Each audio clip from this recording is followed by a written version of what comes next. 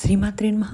అందరికీ నమస్కారం అండి. అందరూ ఎలా ఉన్నారు? నేను చాలా బాగున్నానండి. మీ అందరూ కూడా బాగుండాలి. ఆ హరిహరాదుల యొక్క కృపా కటాక్షాలు అందరికీ కూడా కలగాలని కోరుకుంటూ ఇవాళ వీడియోలో మనందరికీ ఎంతో ఇష్టమైన అలాగే చాలా బాగా జరుపుకునే దసరా నవరాత్రులు 2024లో ఎప్పుడు వచ్చాయి, కలశం అఖండ దీపం పెట్టుకుంటే ఏ టైంలో పెట్టుకోవాలి, 9 రోజుల వారీగా అంటే 10 రోజులు మనము ఏ నైవేద్యాలు పెట్టాలి, ఏ తిథులలో మనం పూజ చేసుకోవాలి, అలాగే ఏ పూలతో పూజించాలి, అలంకారాలు ఏమిటి, అది కూడా రెండు కూడా ఇవాళ వీడియోలో కవర్ చేద్దామండి.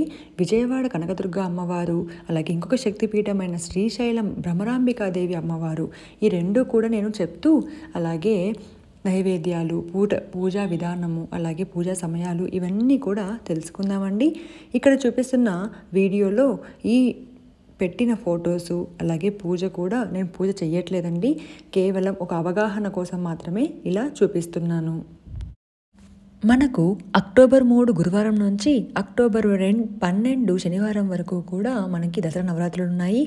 అందులో భాగంగానే అక్టోబర్ 3 గురువారము మొదటి రోజు అమ్మవారు మనకి విజయవాడలో బాల త్రిపుర సుందరీదేవిగాను, శ్రీశైలంలో శైలపుత్రిగాను మనకి అలంకార రూపంలో దర్శనమిస్తారు. ఈరోజు మనము పూజా విధానము అలాగే పూజను పీఠము అన్నీ కూడా పెట్టుకోవాలి కదండి.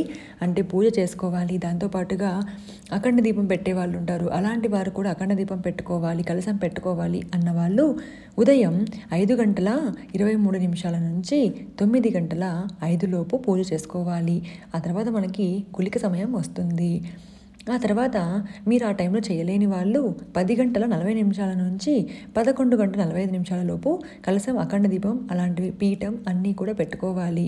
అలాగే సాయంత్రం చేసేవాళ్ళు సాయంత్రం 5:56 నుంచి 7:34 లోపు పూజ చేసుకోవాలి. అయితే ఈ సాయంత్రం అనేవాళ్ళు కలశం అఖండ దీపం పెట్టే వాళ్ళకి వర్తించదండి, కేవలం పీఠం పెట్టి నవరాత్రులు చేసే వాళ్ళకి మాత్రమే వర్తిస్తుంది. కలశం అఖండలం ఎప్పుడూ కూడా ఉదయం వేళనే మనం పెట్టుకోవాలి. ఇవాళ తిథి చూసుకున్నట్లయితే పాడ్యమి తిథి అండి. అలాగే అమ్మవారు మనకి గులాబీ రంగు చీర కట్టుకొని దర్శనమిస్తారు. కాబట్టి మనం కూడా కలశం పెట్టుకున్నప్పుడు అలాగే మనం పూజ చేసేటప్పుడు గులాబీ రంగు చీర మీ దగ్గర ఉన్నట్లయితే గులాబీ రంగు చీర కట్టుకొని పూజ చేసినట్లయితే చాలా మంచిది. అంతేకాకుండా ఈరోజు ఎర్రటి పువ్వులతో అమ్మవారిని పూజించాలి. ఎర్రటి పువ్వులు అంటే రోజా పువ్వులు, గులాబీ పువ్వులు, అలాగే ఎర్రటి మందారాలు ఇలా పూజించాలి. ఒకవేళ మీకు దొరకట్లేదు, కేవలం చామంతి, మల్లె పువ్వులు ఇలాంటివి దొరికాయి అనుకుంటే మల్లె పువ్వును కానీ చామంతిని కానీ కుంకుమతో అద్ది మీరు అది ఎర్ర పువ్వుగా భావించి పెట్టుకోవచ్చు. అలాగే ఈరోజంతా కూడా మనం జపించవలసిన మహామంత్రము ఓం శైలపుత్రి నమః అనే ఈ మంత్రాన్ని మనం మనసులో జపించుకుంటూ ఉండాలి. అలాగే మనం ఏ పని చేస్తున్నా, ఎక్కడ చేస్తున్నా, ఎక్కడికి వెళ్ళినా కూడా చేసుకోవాలి. రెండవ రోజు గాయత్రీదేవిగా విజయవాడలోను, శ్రీశైలంలో బ్రహ్మచారిణి దేవతగా మనకి దర్శనమిస్తారు. ఈరోజు తిథి విద్యా తిథి. నైవేద్యం పులిహోరగా పెట్టాలి. ఆరెంజ్ కలర్ చీర కట్టుకొని దర్శనమిస్తారు. మీరు కూడా ఆరెంజ్ కలర్ చీర కట్టుకొని అలాగే కనకాంబరాలు మీ దగ్గర ఉన్నట్లయితే కనకాంబరాలతో పూజ చేస్తే చాలా మంచిది. ఓం బ్రహ్మచారిణ్యై నమః అనే మంత్రాన్ని కానీ, ఓం గాయత్రీదేవి నమః అనే మంత్రాన్ని కానీ ఈరోజు 11 సార్లు, 21 సార్లు లేదా ఈరోజంతా కూడా జపించుకోవచ్చు. మూడవ రోజు అన్నపూర్ణాదేవి, చంద్రఘంటాదేవిగా శ్రీశైలంలోను, అన్నపూర్ణాదేవిగా మనకు విజయవాడలో దర్శనమిస్తారు. తిథి తదియా తిథి. పెట్టవలసిన నైవేద్యం దద్దోజనం. గోల్డ్ కలర్ లేదా గంధం కలరు చీర కట్టుకొని అమ్మవారు దర్శనమిస్తారు. ఈరోజు మనము మల్లె పువ్వులతో అలాగే వైట్ కలర్ పువ్వులు ఏవైనా కూడా మనము తీసుకొని పూజ చేసినట్లయితే చాలా మంచిది. ఈ రోజున మనకి అక్టోబర్ 5 వస్తుందండి. మనము అన్నపూర్ణాదేవిగా కానీ చంద్రఘంటాదేవిగా కానీ ఇంట్లో పూజించుకోవచ్చు. ఇవన్నీ కూడా మీరు ఎక్కడ ఆచారం ఉంటే అలా చేసుకోవచ్చు, లేదు అంటే నవదుర్గాలలో ఇలాగైనా పూజించుకోవచ్చు. 4వ రోజు అమ్మవారిని కూష్మాండాదేవిగాను శ్రీశైలంలో, లలితాదేవిగాను విజయవాడలో పూజిస్తారు. తిథి చవితి తిథి.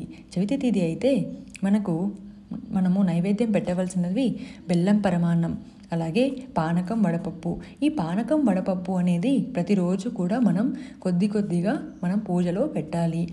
ఆ తర్వాత పసుపు కలర్ చీరలో అమ్మవారు మనకి దర్శనమిస్తారు. అలాగే మనకు కూడా పసుపు రంగు చీర ఉన్నట్లయితే మనం ఆ చీరను కట్టుకొని పూజించుకున్నట్లయితే చాలా మంచిది. అలాగే పసుపు చిట్టి గాజులతో అమ్మవారిని పూజించాలి. లేదా సన్నజాజులు, తామర పువ్వులు, పసుపు రంగు పువ్వులతో ఈరోజు అమ్మవారిని పూజించాలి.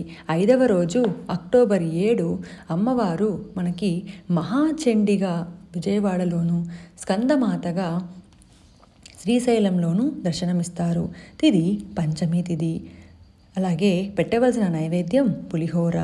ఈ రోజంతా కూడా ఎల్లో కలర్ పువ్వులు, ఎల్లో కలర్ శారీ, అలాగే ఎల్లో కలర్ పువ్వులతో, చామంతులతో, ఏవైనా ఎల్లో కలర్ పువ్వులతో, పసుపు రంగు పువ్వులతో పూజ చేస్తే చాలా మంచిది. మీరు పెట్టే పులిహోర కూడా ఎల్లో కలరే కాబట్టి దానికి సంబంధించినదిగా మనం భావించాలి. ఈ 7వ రోజు మనము మహాచండిగా అలాగే స్కందమాతగా పూజించాలి. ఓం స్కందమాతాయై నమః, ఓం మహాచండీయై నమః, ఓం దుమ్ దుర్గాయై నమః అని ఈ మంత్రాలను జపించుకుంటూ ఉండాలి. 6వ రోజు అమ్మవారు లక్ష్మీదేవిగాను, అలాగే అంటే మహాలక్ష్మిగాను, అలాగే కాత్యాయని దేవిగాను దర్శనమిస్తారు. ఈరోజు తిది షష్ఠీ తిది. పెట్టవలసిన నైవేద్యం కేసరి లేదా పులిహోర, దీంతోపాటు పానకం, వడపప్పు. దాంతోపాటుగా గులాబీ రంగు చీర కట్టుకొని పూజించుకున్నట్లయితే చాలా మంచిది. అలాగే మీ పూజలో కూడా గులాబీ రంగు చీర ఉన్నట్లయితే చాలా మంచిది. ఈరోజు తామర పువ్వులు, పన్నీర్ గులాబీ అని వస్తాయి కదండి, పింక్ కలర్ గులాబీ, వాటితో పూజ చేస్తే చాలా మంచిది.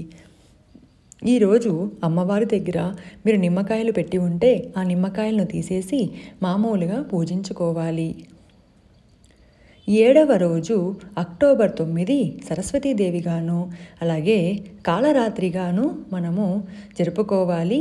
అలాగే శ్రీశైలంలో కూడా కాళరాత్రిగా అమ్మవారిని దర్శనం చేసుకోవచ్చు. అయితే షష్ఠి అలాగే సప్తమి మూల నక్షత్రంతో కలిసి ఈరోజు వచ్చింది. ఈరోజు పెద్ద పిల్లలకు కానీ పిల్లలకు కానీ స్కూల్ ఓపెనింగ్స్, అలాగే ఏవైనా రిజిస్ట్రేషన్స్, అలాగే పిల్లలు ఏవైనా మీరు చదివించాలి, వేరే స్కూల్కి జాయిన్ చేయాలి నెక్స్ట్ ఇయర్ అన్న వాళ్ళు ఈరోజు రిజిస్ట్రేషన్ చేసుకుంటే, అలాగే పిల్లల చేత అక్షరాభ్యాసం చేయించరండి, కేవలం చదువు మాత్రమే, చదువు పూజ చేయిస్తారనమాట. తెల్లని పువ్వులతో, మారేడు దళాలతో పూజ చేయిస్తే చాలా మంచిది. దద్దోజనం అనేది ఈరోజు నైవేద్యంగా పెట్టుకోవాలి. తెలుపు లేదా పసుపు వస్త్రాలను ధరించి మనం కూడా కింద ఏదైనా తెలుపులో మనం తెలుపు కట్టుకోకూడదు కాబట్టి కింద గోల్డ్ కలర్ బార్డర్ అలా ఉండేలా చూసుకొని పిల్లల చేత వాళ్ళ పుస్తకాలకి, అలాగే వాళ్ళ పెన్నులు కానివ్వండి, ఏవైనా కూడా వాళ్ళ చదువు యొక్క పుస్తకాలు అన్నీ కూడా పెట్టి పూజించుకొని వాళ్ళతో మనం పూజ చేసుకుంటే ఈరోజు చాలా మంచిది. అది ఏ రోజు అంటే అక్టోబర్ 9 అండి. 7వ రోజు సరస్వతీదేవి, మనము ఓం సరస్వతి నమః అని పూజించుకోవాలి. 8వ రోజు అక్టోబర్ 10 దుర్గాదేవిగాను, అలాగే శ్రీశైలంలో మహాగౌరిగాను మనకి దర్శనమిస్తారు అమ్మవారు. ఈరోజు సప్తమి, అష్టమి 2 తిథులు కూడా కలిసి వస్తాయి. ఈరోజు అమ్మవారికి కూరగాయలతో చేసిన కదంబాన్ని కానీ, పులిహోరను కానీ మనం నైవేద్యంగా పెట్టాలి. ఈరోజు ప్రత్యేకించి అమ్మవారిని ఎర్రటి పువ్వులతో, ఎరుపు రంగు చీరతో మనము దర్శనమిస్తారు కాబట్టి అమ్మవారు మనం కూడా ఎరుపు రంగు చీర కట్టుకొని ఎరుపు రంగు పువ్వులతో పూజించుకోవాలి. అంతేకాదండి, మీ దగ్గర డ్రెస్ అయినా కూడా, అలాగే చీర అయినా కూడా ఏదైనా ఎరుపు రంగు ఉన్నట్లయితే ఈ 9 రోజులు కూడా ఎరుపు రంగు చీరను కట్టుకొని పూజించుకున్నట్లయితే చాలా మంచిదండి. మంచి శుభ ఫలితాలు అనేవి మనకు వస్తాయి. 9వ రోజు చివరి అలంకారం అమ్మవారు మహిషాసురమర్దినిగా విజయవాడలోను, సిద్ధిదాత్రిగా శ్రీశైలంలోనూ మనకి దర్శనమిస్తారు. ఈరోజు ప్రత్యేకించి మనకు శుక్రవారంతో కలిసి వచ్చింది కాబట్టి ఈ అక్టోబర్ 11వ తేదీన రాహుకాల దీపము అంటే నిమ్మకాయ దీపాన్ని గుళ్ళో పెట్టడం, దాంతోపాటుగా అమ్మవారిని శంకు పువ్వులతో ప్రత్యేకించి నీలిరంగు పువ్వులు కానీ, కాఫీ కలర్ పువ్వులు కానీ మనం పెట్టి పూజించినట్లయితే చాలా మంచిది. ఈ రోజున కూడా మీరు పులిహోర, దద్దోజనం, గారెలు అలాంటివి పెట్టి పూజ చేసుకుంటే నైవేద్యంగా చాలా మంచిదండి. అయితే ఈ ప్రతిరోజు కూడా సాయంత్రం వేళ ఇంటికి ముత్తైదువుల్ని, అలాగే కుమారుల్ని అంటే పెళ్లి కాని ఆడపిల్లల్ని పిలిచి కుమారి పూజ, అలాగే సువాసిని పూజ చేస్తే చాలా మంచిది. ఈ పూర్తి పూజా విధానం నేను నెక్స్ట్ వీడియోలో చెప్తానండి. ఈరోజు అవతారాలు, అలంకారాలు కాబట్టి అలాగే అక్టోబర్ 12వ తేదీ శనివారము చివరి రోజు. ఈరోజు అమ్మవారిని వారి వారి రూపాలలో, ఇప్పుడు విజయవాడలో అయితే దుర్గమ్మ ఆమె యొక్క నిజరూపము, అలాగే భ్రమరాంబికాదేవి అంటే శ్రీశైలంలో ఆమె యొక్క నిజరూపంలో మనకు దర్శనమిస్తారు. తిథి దశమి తిథి. పూజా సమయాలు ఉదయం 7:30 నుంచి 8:58, తిరిగి 10:42 నుంచి 12 లోపు మనం పూర్తి పూజా విధానం అనేది కంప్లీట్ చేసుకోవాలి.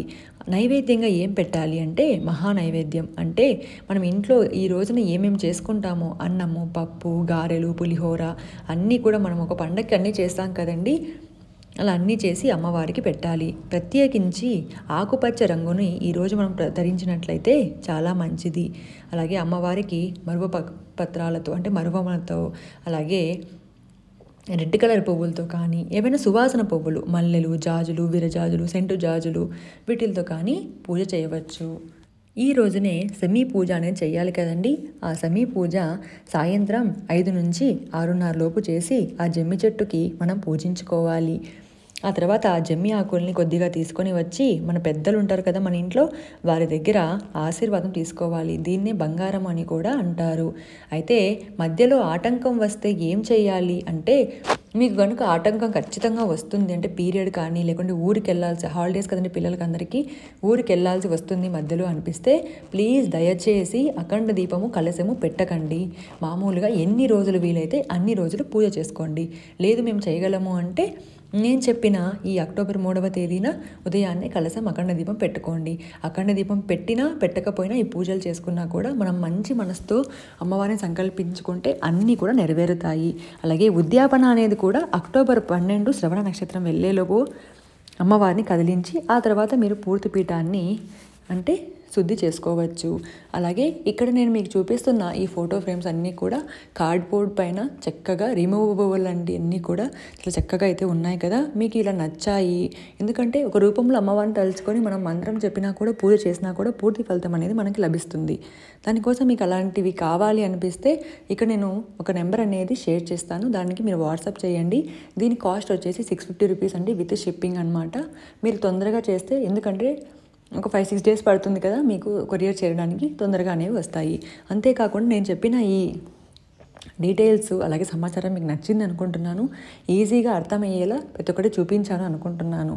మీకు నచ్చితే లైక్ చేయండి, మీ ఫ్రెండ్స్ అందరికీ షేర్ చేయండి, సేవ్ చేసి పెట్టుకొని ఏ రోజుకి ఆ రోజు అమ్మవారిని పూజించుకోండి. ఇదండి ఇవాళ వీడియో. లైక్ చేయండి, షేర్ చేయండి, సబ్స్క్రైబ్ చేయడం మాత్రం మర్చిపోకండి. సర్వేజన సుఖినో భవంతు.